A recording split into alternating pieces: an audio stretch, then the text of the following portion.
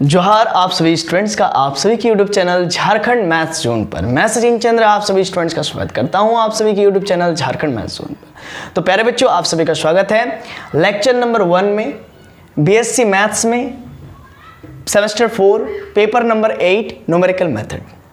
और इसको शुरू करने से पहले मैं थोड़ा सा आपको जानकारी ये दे देता हूँ कि अब आप जो है कि सेमेस्टर 4 में आ चुके हैं और सेमेस्टर 4 में 3 पेपर आपको पढ़ना है। मैं पेपर का नाम बता देता हूं, paper number 8, paper number 9, paper number 10। Paper number 8 का नाम है न्यूमेरिकल मेथड्स यानी कि न्यूमेरिकल एनालिसिस।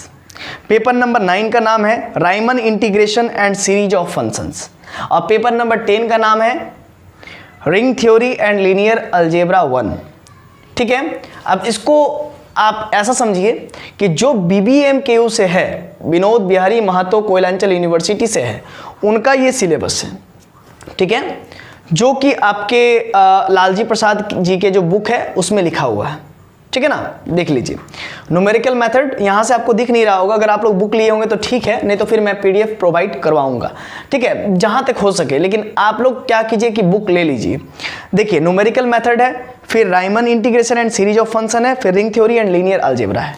ये आपको पढ़ना, तीनों पेपर मैं जो है कि बहुत ही कम फी में पढ़ा रहा हूँ। ठीक है, जनरली आप लोग हमसे जुड़ सकते हैं। ठीक है, फी और बाकी सब मोबाइल नंबर का जो भी इंफॉर्मेशन है वे आपको डिस्क्रिप्शन में मिल जाएंगे। ठीक है, और यहाँ पर हम लोग आज जो स्टार्ट करने वाले हैं न्यूमेरिकल मेथड स्टार्ट करने वाले हैं। ठीक है, न्यूमेरिकल मेथड। आइए न्यूमेरिकल मेथड स्टार्ट करते हैं। देखिए बच्चों, हम लोग का जो है कि पेपर नंबर 8 न्यूमेरिकल मेथड है ना, इसको बहुत सारे बुकों में जो है कि न्यूमेरिकल एनालिसिस भी लिखा गया है। ठीक है, अभी इस चीज को शुरू करने से पहले एक और इंफॉर्मेशन ये है कि BBMKU में जो पेपर नंबर 10 है ring theory and linear algebra 1, ठीक है, और VBU में जो रिंग थ्योरी है, सिर्फ VBU में क्या है, रिंग थ्योरी है, लीनियर अलजेब्रा 1 नहीं है। ठीक है, लेकिन मैं तो पढ़ाऊंगा BBMKU के लिए। ठीक है, यानी कि पेपर 8, पेपर 9 और पेपर 10 मैं पूरा पढ़ाऊंगा। ठीक है, और VBU वाले जो है स्टूडेंट्स वो लीनियर अलजेब्रा 1 को स्किप कर सकते हैं। ठीक है ना, जब मैं पेपर नंबर 10 पढ़ाऊंगा। ठीक है, तो अभी क्या है बच्चों, आइए स्टार्ट किया जाए न्यूमेरिकल मैथड, है ना। आज के क्लास में न्यूमेरिकल मेथड स्टार्ट किया जाए और ये आज का लेक्चर नंबर 1 है। अब यहाँ पर सबसे पहले एक सवाल यहाँ पर आता है कि न्यूमेरिकल मेथड हम लोग तो पढ़ने तो जा रहे हैं, लेकिन न्यूमेरिकल मेथड होता क्या है इसके बारे में आपको जानना चाहिए। पहली बात तो ये, क्योंकि आप जब पढ़ करके जाएंगे हमारे से, तो अगर आपसे कोई पूछे कि आज आपने क्या पढ़ा है, तो आप कहेंगे न्यूमेरिकल मेथड पढ़ा है। तो व्हाट इज न्यूमेरिकल मेथड, आपसे पहला क्वेश्चन, तो आप उसका उत्तर कैसे देंगे, है ना। इसी वजह से चीजों को बारीकी से समझना बहुत ज्यादा जरूरी है। और न्यूमेरिकल मेथड में करीब आपका जो है कि 11 चैप्टर्स हैं और उसमें से पहला चैप्टर्स है एरर एंड अप्रोक्सीमेशन। ठीक है, लेकिन उसको शुरू करने से पहले हम लोग को पेपर के बारे में जानकारी होनी चाहिए कि न्यूमेरिकल मेथड आखिर होता क्या है ना, व्हाट इज न्यूमेरिकल मेथड। देखिए न्यूमेरिकल मेथड यहाँ पर डेफिनेशन लंबा चौड़ा मैंने लिख के रखा है, लेकिन ये डेफिनेशन को आपको पहले नहीं पढ़ना, पहले यहाँ पर गौर करना है एग्जाम्पल की ओर।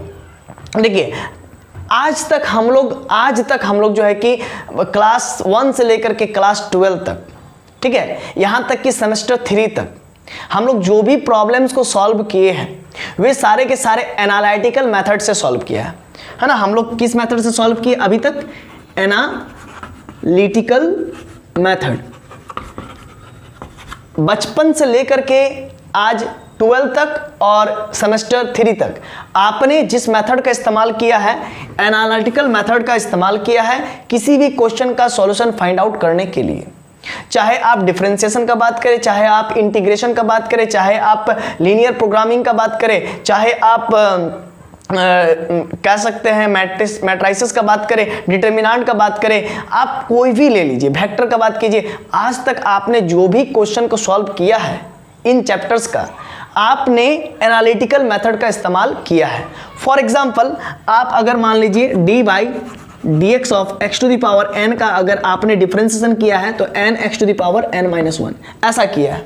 और आपको मैं बता दूं कि analytical method is also known as formula based method, analytical method और कुछ ज़्यादा कुछ नहीं है, ये फार्मूला बेस्ड मेथड को बतलाता है। तो आज तक आपने जो भी क्वेश्चन का सॉल्यूशन निकाला है वो फार्मूला बेस्ड सॉल्यूशन आपने निकाला है। क्या निकाला है? फार्मूला बेस्ड सॉल्यूशन निकाला है। और हम लोग यहाँ पर क्या करने जा रहे हैं? हम लोग यहाँ पर पढ़ने जा रहे हैं न्यूमेरिकल मेथड। और न्यूमेरिकल मेथड में हम लोग क्या करेंगे? हम लोग फार्मूला बेस्ड जो है कि क्वेश्चन को सॉल्व नहीं करेंगे, है ना। और एक बात ये है कि एनालिटिकल मेथड में आपको डायरेक्ट आंसर मिलता है। डायरेक्ट आंसर कहने का मतलब एग्जैक्ट आंसर आपको मिलता है। जैसे कि x to the power n का आपने डिफरेंशिएशन किया, n x to the power n-1 मिल गया, ठीक है। अगर कोई कह दे कि at x equal to suppose कीजिए n का वैल्यू ऐसा ले लीजिए, सपोज कीजिए dy dx of x square, तो इसका डिफरेंशिएशन 2x होगा, है ना, 2 - 1 ऊपर में 2 - 1, ठीक है। तो यानी कि सिंपली आपका क्या आ गया आंसर? d/dx ऑफ y का आपका आंसर क्या आ गया? ये मान लीजिए y की जगह पर x स्क्वायर है, ठीक है। क्या यहाँ पर x स्क्वायर ही रहने दीजिए, ठीक है, तो आपको 2x मिल गया। अब अगर आपको कोई बोले कि एट x इक्वल टू 1 पर चेक कीजिए, एट x इक्वल टू 1 पर चेक कीजिए, तो हम क्या करेंगे? d/dx लिख करके यहाँ पर x स्क्वायर करेंगे और यहाँ पर करेंगे एट x इक्वल टू 1, तो आपका आंसर आएगा 2 × 1 यानी कि 2। तो यहाँ पर आपको डायरेक्ट एक आंसर आ गया 2। और ये जो आंसर है ये एग्जैक्ट आंसर है। ये आंसर आपको जो आया है ये एग्जैक्ट आंसर है। तो आज तक आपने जो भी क्वेश्चन का सॉल्यूशन किया है उसमें इसी प्रकार के एग्जैक्ट आंसर आपके आते होंगे, ठीक है। तो हम लोग जनरली एनालिटिकल मेथड से एग्जैक्ट आंसर को लाते थे, है ना। लेकिन न्यूमेरिकल मेथड से याद रखिएगा, न्यूमेरिकल मेथड जो हम लोग अभी पढ़ने जा रहे हैं, न्यूमेरिकल मेथड से ये जरूरी नहीं है कि हम लोग को एग्जैक्ट आंसर आए, है ना। ये हमेशा जो है कि एक अप्रॉक्स आंसर आएगा। ये सर अप्रॉक्स आंसर क्या होता है? जैसे कि पाई का वैल्यू 3.14 समथिंग होता है, ठीक है ना। तो उसी प्रकार से जैसे कि एक्सपोनेंशियल ई का वैल्यू 2.17 समथिंग होता है, ठीक है। ठीक इसी प्रकार जैसे √2 का वैल्यू 1.414 समथिंग होता है, √3 का वैल्यू 1.732 समथिंग होता है। तो इसी प्रकार का जो वैल्यूज होती है ना, अप्रॉक्स वैल्यूज आती है, जो डेसिमल में बार बार रिपीट करती है, उसको हम लोग अप्रॉक्स करके लिखते हैं। याद है क्लास 9-10th में हम लोग अगर 5 मिल जाता था तो उसके लेफ्ट साइड में हम लोग 1 इंक्रीज करके लिखते थे। फॉर एग्जाम्पल 1.7, जैसे यहाँ पर मान लीजिए 1.7325 अगर रहे तो हम लोग सिंपली 1.732 की जगह पर 3 कर सकते हैं, है ना। ये सब चीज़ आपको मालूम होगा, अप्रोक्सीमेशन करते थे।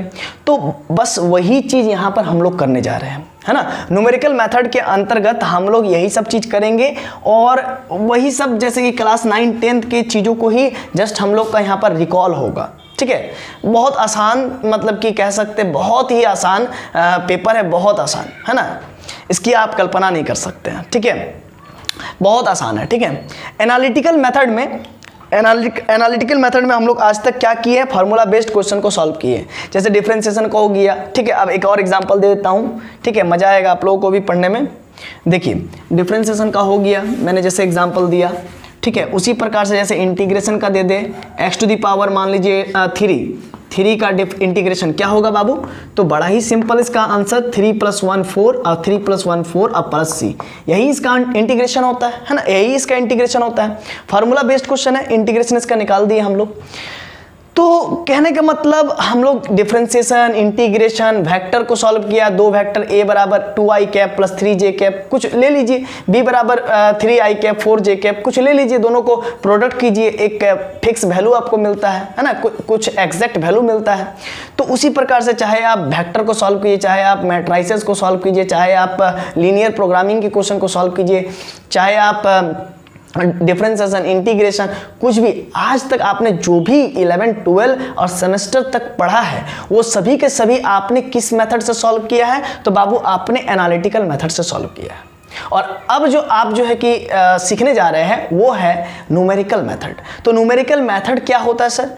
तो पहली बात ये कि एनालिटिकल मेथड से एग्जैक्ट आंसर तक हम लोग पहुंचते हैं, लेकिन न्यूमेरिकल मेथड से हम लोग कभी भी एग्जैक्ट आंसर तक नहीं पहुंचते हैं, हमेशा अप्रॉक्स आंसर तक ही पहुंचते हैं। क्या पहुंचते हैं? अप्रॉक्स आंसर तक ही, मतलब लगभग आंसर तक ही हम लोग पहुंचते हैं, ठीक है। आइए कुछ एग्जाम्पल देते हैं तो आपको समझ में आ जाएगा। अच्छा, हम लोग को क्या ज़रूरत पड़ा कि हम लोग न्यूमेरिकल मेथड पढ़े। हम लोग यहाँ पर जैसे कि न्यूमेरिकल मेथड पढ़ने जा रहे हैं, तो सर न्यूमेरिकल मेथड का क्या नीड है ना, what is the need of numerical method. हम लोग एनालिटिकल मेथड से ही तो सही थे, तो न्यूमेरिकल मेथड का क्या ज़रूरत है। तो बाबू देखिए यहाँ पर समझिएगा, जैसे एक एग्जांपल यहाँ पर लिख के रखा हूँ, 7x² + 9x + 2 = 0 है। अब इसको अगर आप फैक्टराइज कीजिएगा तो 7 दूनी 14 है ना, 14, और यहाँ पर 2 7 14, और 7 और 2 को जोड़ेंगे तो 9 होगा। देखिए 7 और 2 को बीच वाला टर्म को, मिडिल टर्म को स्प्लिट करते थे तो 7x + 2x हो गया। अब इसको हम लोग फैक्टराइज करके देखिए 7x कॉमन ले लिए। अब यहाँ पर देखिए 7x², 9x को 7x + 2x + 2 लिख सकते हैं। अब यहाँ पर देखिए 7x में 7x कॉमन ले लिए, यहाँ पर x बच गया, 7x × x 7x², 7x × 1 7x हो जाएगा, फिर 2 से x को मल्टीप्लाई करेंगे तो 2x, और 2 से 1 को मल्टीप्लाई करेंगे तो 2 = 0। अब यहाँ पर हम क्या करेंगे, x + 1 कॉमन ले लेंगे, और यहाँ पर 7x + 2 आ गया तो x का 2 रूट आया, -2/7 है कि x = -1 है। तो यहाँ पर x का जो है कि x जो है कि क्वाड्रेटिक इक्वेशन था, x क्वाड्रेटिक इक्वेशन था, इसीलिए इसका 2 रूट आया। ठीक है, कन्फर्म है, बहुत अच्छा। आपने यहाँ तक भी सॉल्व किया होगा कि अगर कोई इक्वेशन सपोज कीजिए 8x³ + 5x² अब +7x अब +2 = 0 अगर रहे, तो इसको भी आपने सॉल्व करने आप जानते हैं, है ना। इसका भी मतलब इसका 3 रूट निकलेगा क्योंकि क्यूबिक इक्वेशन है। तो आप क्या करते थे, याद कीजिए, x = 1 पुट करते थे, x = 2 पुट करते थे, चेक करते थे कि हालांकि जैसे कि यहाँ पर देखिए रूट का मतलब क्या, मैं x का वैल्यू यहाँ पर क्या पुट करूँ जिससे कि मुझे LHS लेकर के अगर चलूं तो मुझे RHS मिल जाए। जैसे x का वैल्यू आप यहाँ पर क्या लीजिएगा जिससे कि आपको 0 मिल जाएगा, है ना। तो इस प्रकार से हम लोग ट्रायल सॉल्यूशन करते थे, x का वैल्यू कुछ 1 रख के चेक करते थे, फिर -1 रख करके चेक करते थे, फिर 2 रख करके चेक करते, 4 रख कर, इस प्रकार से आप आगे की ओर बढ़ सकते हैं क्या। तो इसी प्रकार का जो चीज़ों को यहाँ पर देखिए, जैसे कि ये तो हुआ कि मैंने x का वैल्यू 1 रख के चेक किया, x का वैल्यू 2 रख के चेक किया, x का वैल्यू, है ना, आगे की और कुछ भी रख करके चेक कर रहा हूँ, डॉट डॉट डॉट। तो अगर हमको जो है कि जैसे एक एग्जांपल लेता हूँ तो आपको क्लियर हो जाएगा। ठीक है, फॉर एग्जांपल 4x³, ठीक है, 4x³ + x² अब प्लस का 1 = 0। चलिए अब आप बताइए यहाँ पर x का वैल्यू क्या रखेंगे कि वो 0 आ जाए। तो मैं एक काम करता हूँ, x का वैल्यू यहाँ पर मैं ले लेता हूँ, सपोज कीजिए 1 ले लेता हूँ। ठीक है, 1 ले लेता हूँ, तो 1 लेने से तो कोई फायदा नहीं होगा, -1 ले लेता हूँ। तो 4 × -1 का होल क्यूब प्लस यहाँ पर 1 का -1 का स्क्वायर +1 = 0। तो ये होगा क्या, -4, और यहाँ पर इसको इक्वेशन को सेट करना पड़ेगा, ये भी बात है। अब +1 अब +1, ठीक है। तो मैं अगर सेट करना चाहूँ, ठीक है, तो यहाँ पर क्या कर सकता हूँ बाबू, इस जगह पर मैं 3 लिख देता हूँ, है ना, अपने सुविधा के अनुसार। ठीक है, हाँ, अगर ये क्वेश्चन मैंने लिया, सपोज कीजिए ये क्वेश्चन मैंने लिया, मैं समझाना चाह रहा हूँ कि न्यूमेरिकल मेथड होता क्या। ये अगर मैंने क्वेश्चन ले लिया, सपोज कीजिए, ठीक है। अब क्या है कि x का वैल्यू अगर मैं -1 पुट कर दूं, ठीक है, पुट कर दिया मैंने, पुट करने से क्या हुआ, -1 का होल क्यूब -1, 4 × -1 -4, और ये -1 का होल स्क्वायर +1, और ये 3 का यहाँ पर 3 उतर गया। अब इधर देखिए -4 और 1 + 3 कितना हो गया, 4, क्या आ गया, 0 आ गया, क्या आ गया, 0 आ गया। हमने LHS लेके चला, हमको RHS मिल गया। तो यानी कि x इक्वल टू मैंने क्या लिया यहाँ पर, -1 लिया, यानी कि x = -1 पहला रूट हुआ इस इक्वेशन का। इसी प्रकार से इस इक्वेशन का और भी 2 रूट पॉसिबल है। जैसे x = -1 ये पहला रूट हुआ, इसी प्रकार से x = कुछ और भी, जैसे x = -2 रख करके चेक करना पड़ेगा, फिर -3 रख करके चेक करना पड़ेगा, है ना, कि 0 आ रहा है कि नहीं आ रहा है। ठीक है, फिर हम लोग चेक करते थे, फिर आगे बढ़ते थे। ठीक है, तो वही है, हम लोग ट्रायल सॉल्यूशन करते थे, मतलब हम लोग करते थे क्या कि x = -1 ले लिया और मान लिया कि ये ट्रायल सॉल्यूशन है। अगर पूरा सक्सेस हो गया, मतलब 0 आ गया, इसका मतलब यही इसका जो है कि सॉल्यूशन है ना। हम लोग कहते थे कि यही तब एग्जैक्ट सॉल्यूशन है, x = -1 तभी इसका एग्जैक्ट सॉल्यूशन है। तो यही चेक कर करके आगे बढ़ना, किसी इक्वेशंस के रूट्स को खोजना, चेक कर के आगे बढ़ना, किसी इक्वेशंस के रूट्स को खोजना, यही बाबू न्यूमेरिकल मेथड है। ठीक है, और कुछ नहीं, यही बाबू न्यूमेरिकल मेथड है। क्लियर हो गया। अब आप कहोगे कि सर न्यूमेरिकल मेथड में आपने कहा कि एग्जैक्ट आंसर नहीं आता है, है ना। आपने कहा कि न्यूमेरिकल मेथड में एग्जैक्ट आंसर नहीं आता, तो फिर आप यहाँ पर कैसे कह रहे हो कि x इक्वल टू -1, जैसे कि x इक्वल टू -1 आपने पुट किया, तो ये एग्जैक्ट सॉल्यूशन ही तो दिख रहा है, पूरा पूरा गोटा गोटी है। तो हम बोलेंगे बाबू सुनिए, अगर मान लीजिए x इक्वल टू आपका -0.00005 होता तो फिर आप क्या करते, है ना। तो फिर आप क्या करते हैं, मतलब ऐसा भी तो इसका रूट्स हो सकता है ना, ऐसा भी तो इसका रूट्स हो सकता है, मतलब इस इक्वेशन का मान लीजिए नहीं है, लेकिन किसी ना किसी इक्वेशन का तो होगा ना। तो वहां पर हम लोग कहां तक पहुंचते हैं, एक अप्रॉक्स सॉल्यूशन तक ही पहुंचते हैं, ठीक है। हालांकि यहां पर ये चीज आ गया, इससे कोई घबराने की बात नहीं है। आइए और एक चीज देखते हैं, तब और अच्छा से आपको डीप समझ में आएगा कि एक्चुअल में ये है क्या। समझिए, जैसे ये एक इक्वेशन था, इसका 2 रूट निकल गया, आराम से इजीली निकल गया। मान लीजिए एक्स क्यूब वाला, उसका भी इजीली निकल गया, चलिए हम लोग x इक्वल टू 1 पुट कर दिया, ये पुट कर करके हम लोग निकाल दिया, आराम से निकाल दिए। लेकिन अगर सपोज कीजिए आपको ये इक्वेशन मिल जाए, तो इसके लिए ना तो कोई फॉर्मूला है और ना तो आप x इक्वल टू एक बार ये चेक कर सकते हैं 1 रख करके, एक बार 2 रख करके, लंबा चल जाएगा, है ना, आपको बहुत झमेला हो जाएगा। तो इसका केटो रूट निकलेगा, इसको नॉट रूट निकलेगा, तब है ना ये कॉम्प्लिकेटेड हो गया। तो जब ये कॉम्प्लिकेटेड हो जाता है, जब इसको हम लोग जो है कि कोई फार्मूला हम लोग को मतलब कि दिखता नहीं है अगल बगल, तब हम लोग इसको सॉल्व करने के लिए न्यूमेरिकल मेथड का इस्तेमाल करते हैं। तो न्यूमेरिकल मेथड इस काम आता है, समझ गए। न्यूमेरिकल मेथड किस काम आता है, जब एनालिटिकल मेथड फेल हो जाए, एनालिटिकल मेथड हार्ड हो जाए, एनालिटिकल मेथड से आप जो है कि सॉल्व ना कर पाओ, तो उस केस में हम लोग क्या लगाते हैं, न्यूमेरिकल मेथड लगाते हैं। समझ गए। देखिए वही चीज मैं लिखा हूं, what is numerical method, it is a study of algorithms. क्या मतलब, it is a study of algorithm, मतलब सेट ऑफ रूल। यहां पर हम लोग सेट ऑफ रूल पढ़ने वाले हैं, ठीक है, बहुत सारे रूल पढ़ेंगे। एक मिनट मैं थोड़ा सा टाइमिंग देख लेता हूं कि कितना टाइमिंग हो गया। हाँ अभी 17 मिनट ही हुआ, ज़्यादा नहीं हुआ। चलिए, तो व्हाट इज न्यूमेरिकल मेथड, है ना, इसको चलिए अब आराम से इत्मीनान से यहाँ पर समझते हैं। It is a study of algorithms, यहाँ पर हम लोग सेट ऑफ रूल पढ़ेंगे। न्यूमेरिकल मेथड में क्या पढ़ेंगे, सेट ऑफ रूल पढ़ेंगे, कोई फार्मूला नहीं पढ़ेंगे, है ना। क्या बोला मैंने, न्यूमेरिकल मेथड में कोई फार्मूला नहीं पढ़ेंगे, यहाँ पर सेट ऑफ रूल पढ़ेंगे, रूल्स रेगुलेशन पढ़ेंगे, है ना। जैसे समाज में कैसे रहना है, समाज में कैसे बैठना उठना है, ठीक है, क्लियर ना। उसी प्रकार से रूल रेगुलेशन होती है, घर में कैसे बात करना है ना, इस प्रकार से रूल रेगुलेशन होती है। ठीक उसी प्रकार से यहाँ पर भी हम लोग यहाँ पर रूल पढ़ने वाले हैं, सेट ऑफ रूल पढ़ने वाले, बहुत सारे रूल पढ़ने वाले हैं, ठीक है, और उनका हम लोग एक कलेक्शंस पढ़ने वाले हैं, है ना, वेल डिफाइंड कलेक्शंस पढ़ने वाले हैं, इसीलिए सेट कहा जा रहा है, समझ रहे ना।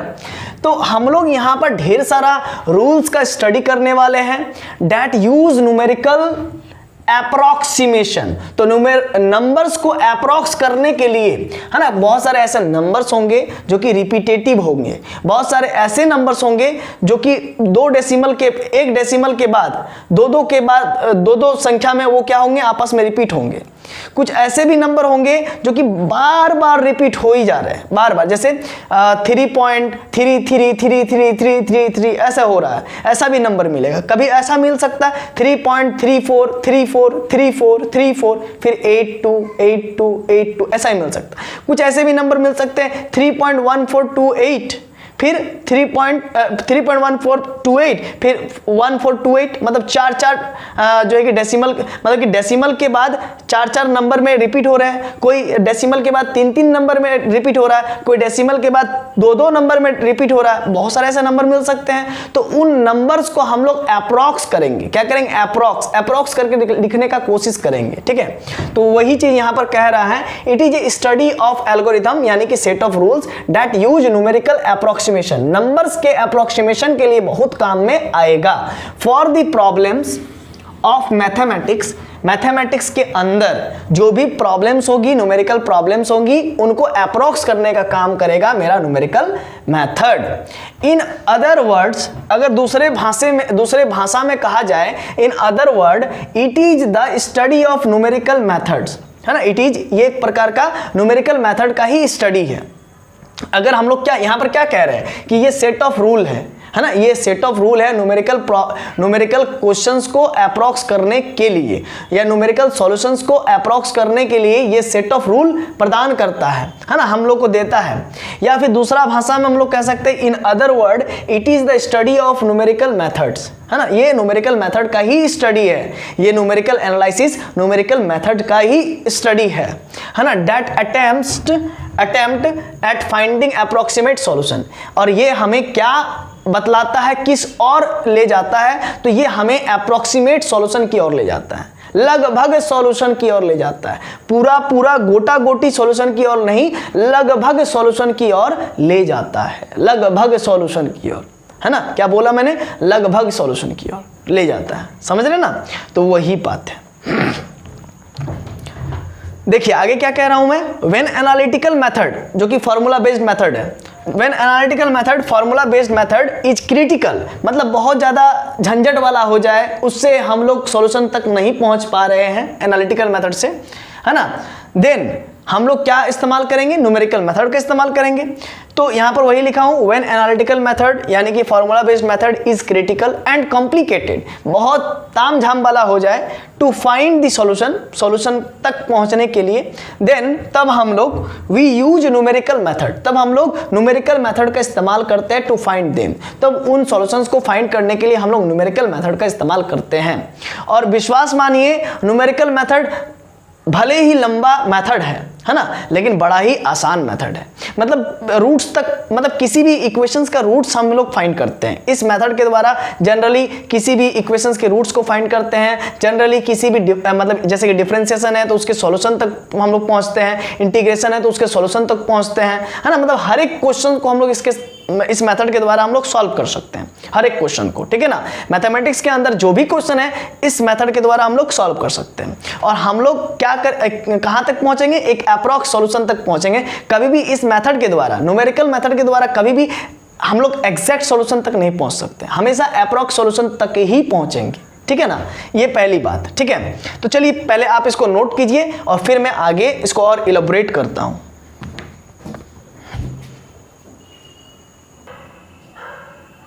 चलिए तो अब आगे बढ़ते हैं, हाँ, और यहाँ पर हमको काम भी आएगा थोड़ा सा ये कैलकुलेटर का, ठीक है।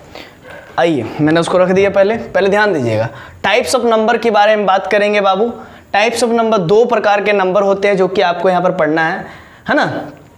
यहाँ पर एग्जैक्ट नंबर है और दूसरा अप्रोक्सीमेट नंबर है, ठीक है। एग्जैक्ट नंबर का डेफिनेशन समझ लीजिए। पहला, an exact number is a value that is known with complete certainty, है ना, सर्टेनिटी। तो एग्जैक्ट नंबर वैसा नंबर होता है जो कि कंप्लीट सर्टेनिटी के साथ लिखा जाता है, ठीक है ना।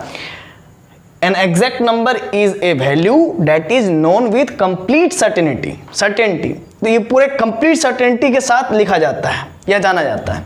जैसे एक एग्जांपल देते हैं, एग्जांपल ऑफ एग्जैक्ट नंबर 1 हो गया, 2 हो गया, 3 हो गया, 4 हो गया, 1/2 भी हो गया, 1/5 भी हो गया। तो 1/2 कैसे, तो 1/2 को डिवाइड करेंगे 0.5 आएगा, 1/5 को डिवाइड करेंगे तो 0.2 आएगा। तो एक एग्जैक्ट नंबर ही बता रहा है, समझ रहे हैं ना। तो कंप्लीट सर्टेनिटी के साथ यहाँ पर विराजमान है। अच्छा 1/4 भी हो सकता है, 1/4 भी हो सकता है, इसका मतलब होता है 0.25, है ना, कंप्लीट सर्टेनिटी के साथ है, कंप्लीट सर्टेनिटी के साथ, है ना, मतलब पूरा समझ में आ रहा है कि हाँ ये पूरा कंप्लीट सर्टेनिटी के साथ है ना। एग्जैक्ट नंबर टाइप का है, एग्जैक्ट नंबर टाइप का है ना, एग्जैक्ट। और यहाँ पर अप्रोक्सीमेट में देखिए एग्जांपल देंगे तो समझ में आ जाएगा। N approximate number is a value that is known with not complete certainty. ये कंप्लीट सर्टेनिटी के साथ कभी भी रिप्रेजेंट नहीं किया जाता है ना, कंप्लीट सर्टेनिटी इसमें नहीं होता है ना। जैसे कि एग्जांपल मैं देता हूँ, ठीक है, जैसे पाई का वैल्यू है ना, पाई का वैल्यू कंप्लीट सर्टेनिटी के साथ नहीं होता है। कोई लिखता है 3.14, एक मिनट मैं चेक कर लेता हूँ। तो सर आप ये चीज यहाँ पर इस्तेमाल कर रहे थे, क्या एग्जाम में इस्तेमाल करने को मिलेगा? हाँ बाबू, एग्जाम में इस्तेमाल करने को मिलेगा, इस बार अलाउ है, याद रखिएगा। और अगर मान लीजिए आप लोग का एग्जाम कोई भी ऐसा आर्ट्स कॉलेज में पड़ जाए जहाँ पर मैथमेटिक्स से कहीं दूर दूर का नाता नहीं है, तो वहाँ पर आपको मना कर सकता है, लेकिन आपका जो मतलब कि राइट्स है वो आपको समझना पड़ेगा, ठीक है ना। वहाँ पर आपको जो है कि क्या करना पड़ेगा, विरोध करना पड़ेगा, ठीक है, सभी स्टूडेंट मिल करके, तभी जाके आपको मिलेगा, ठीक है। और हर बार मिलता है, मिलेगा ही मिलेगा, ठीक है। अभी मान लीजिए मैं एक एग्जांपल देता हूँ एक्सपोनेंशियल का, ठीक है। एक्सपोनेंशियल का मैं निकालना चाहता हूँ, अल्फा दबाया मैंने, एक्सपोनेंशियल वैल्यू आया 2 पॉइंट, एक्सपोनेंशियल का 2.718281828, ठीक है ना, 828। और पाई का वैल्यू अब निकालता हूँ मैं। देखिए कंप्लीट सर्टेनिटी के साथ नहीं लिखा नहीं गया है, ये चलती रहेगा, समझ रहे ना। इसको अप्रॉक्स में बाद में लिखते हैं, तो अभी तो वही बात है ना, अप्रॉक्स में बाद में लिखते हैं, तो ये अप्रॉक्स नंबर ही है, समझे। कंप्लीट सर्टेनिटी के साथ नहीं लिखा जा रहा है ना। पूरा कंप्लीट सर्टेनिटी मतलब कि ये इतना में आ गया बस, हाँ यही में फिक्स है, ऐसा कभी होता है? ये मतलब जस्ट हम लोग अप्रॉक्स करके लिख देते हैं, ठीक है ना, अप्रोक्सीमेशन करते हैं। तो ये अप्रॉक्स नंबर इसीलिए कहलाता है, इसमें अप्रोक्सीमेशन होता है, इसीलिए अप्रॉक्स नंबर कहलाता है, सिंपल सा लॉजिक है। अब हम लोग पाई का वैल्यू निकालते हैं, आइए शिफ्ट दबाया, पाई इक्वल टू 3.1415 है ना, 92654, ठीक है। इतना लंबा चौड़ा वैल्यू आ रहा है। कोई 3.14 लिख करके छोड़ देता है, कोई 3.141 लिख करके छोड़ देता है, कोई 3.415 लेकर के काम करता है, कोई 3.141592 लेकर के काम करता है, समझ रहे हैं। सबके लिए अलग अलग वैल्यू है, सबको अलग अलग लेकर के काम करता है। अगर आप 9th क्लास 10th क्लास में होंगे तो 3.14 लेकर के काम कीजिएगा, बुक में लिखा भी रहता है जनरली। यही अगर मान लीजिए इंजीनियरिंग कैलकुलेशन कीजिएगा तो उस केस में आपको 3.1415 5 डिजिट तक लेके चलना पड़ेगा, और 5 को क्या बनाना पड़ेगा, 6 बनाना पड़ेगा, अप्रोक्सीमेशन के कारण अप्रोक्सीमेट करना पड़ेगा, है ना। 9 है ना 5 के बाद, इसीलिए इधर 5 6 में बदल जाएगा, अप्रोक्सीमेट करेंगे। और कोई मान लीजिए साइंटिस्ट है, तो साइंटिस्ट क्या करेगा, साइंटिस्ट के लिए कभी भी किसी भी चीज़ से वे संतुष्ट नहीं होते हैं, है ना। इतना मिल गया, अब इतना चाहिए, है ना। मतलब अगर उनको 10 लाख तक वैल्यू मिल चुका है तो चलिए अब 10 करोड़ तक चाहिए, तो उनके लिए तो अलग ही बात है, वो लोग अजूबा होते हैं, है ना। तो इसी वजह से ये जो वैल्यूज होती है ना, ये सर्टेन वैल्यू नहीं होती है। सर्टेन वैल्यू मतलब एक निश्चित वैल्यू नहीं होती है। अगर कहीं लिखा है 1/2 तो वहां पर 0.5 ही समझेंगे, कहीं 4 लिखा है तो वहां पर 4 ही समझेंगे, 2 लिखा है तो 2 ही समझेंगे, लेकिन पाई लिखा है तो इसका मतलब अलग अलग लोगों का नजरिया अलग अलग हो जाएगा, है ना। कोई 3.14 समझेगा, कोई 3.1415 समझेगा, है ना, और भी कुछ लिख सकता है ना, इसी में बढ़ा करके डेसिमल प्लेसेस तक। अभी तो जो है कि 10 लाख 15 लाख मतलब बहुत अभी जो है कि डेसिमल प्लेसेस का वैल्यूज खोजने में होल्ड लगा हुआ है ना, जो कि नए नए रिसर्चर आ रहे हैं हमारे फील्ड में, ठीक है ना, मैथमेटिक्स के फील्ड में, तो इस पर रिसर्च किए ही जा रहे हैं। पाई का बहुत डेसिमल प्लेसेस तक 10 लाख 15 लाख, अब नेट में सर्च करके देखिए गूगल में, ठीक है, बहुत सारा वैल्यूज आएगा, ठीक है, 10 अप टू 10 लाख, है ना, वैल्यू ऑफ पाई, है ना, after decimal up to 10 lakh, है ना। अब बहुत सारा वैल्यू आ जाएगा। एक्सपोनेंशियल का वैल्यू भी आया है। अब √2 का वैल्यू निकालेंगे, तो आइए चलिए √2 का वैल्यू निकालते हैं। √2 रूट कहाँ गया जी, ये रूट दबाए और ये 2 1.41421356 समझ रहे ना ये। और जनरली ये √2 हो गया, फिर आपका √3 आएगा, है ना। इस प्रकार से चलते रहेगा, ठीक है। कभी इसका अंत है बताइए, है ना। और फिर आप लोग को याद होगा क्लास 9th में आपने √2 का जो है कि संख्या रेखा के ऊपर आपने उसको डाला भी होगा, मतलब चाप खींच करके उसको इंडिकेट भी किया होगा, तो वहां पर एक स्पाइरल बनता था, याद है। और वो स्पाइरल तो जो है कि पूरा गोल गोल घुमाते जाइएगा और गोल गोल होते जाता था, और गोल गोल होते जाता था, उसका कोई अंत नहीं है। तो वो क्या रिप्रेजेंट कर रहा है, वो रिप्रेजेंट ये कर रहा है कि हम जो है कि स्पाइरल है, हम जो है कि अनंत है ना। तो √2 भी अनंत है, ये चलते रहेगा 1.41421356 डॉट ये चलते रहेगा। ठीक इसी प्रकार से √3 भी आप लोग जानते ही है, 1.7321 चलते रहेगा ना। और याद रखिएगा, आप याद कीजिए √3 का जो वैल्यू आता था, 1 मिनट 3 एक √3 अल्फा दबाना पड़ेगा, हाँ शिफ्ट दबाना पड़ेगा, शिफ्ट √3 है ना। आ जाओ शिफ्ट दबाया, √3, 1 मिनट।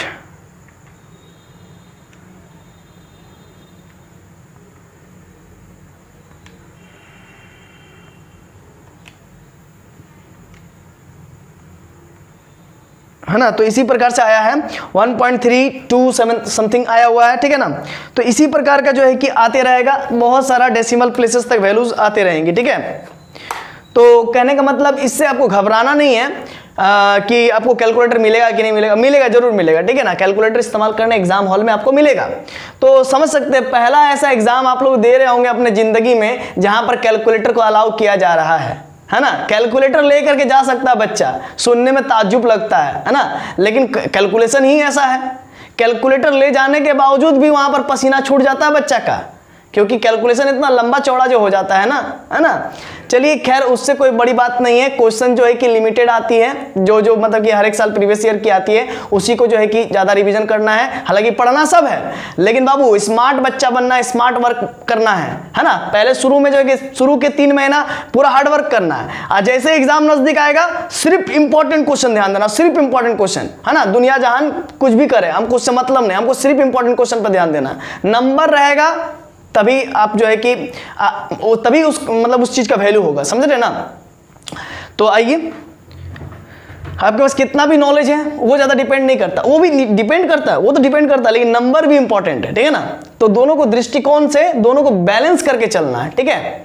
और ज्यादा बैलेंस करना नॉलेज को ज्यादा बैलेंस करना है ना। नंबर, तो नंबर को भी, वो भी बात है कि नंबर का भी बैलेंस अच्छा होना चाहिए, ठीक है ना। तभी जो है कि आप आगे MSc कर पाएंगे, है ना।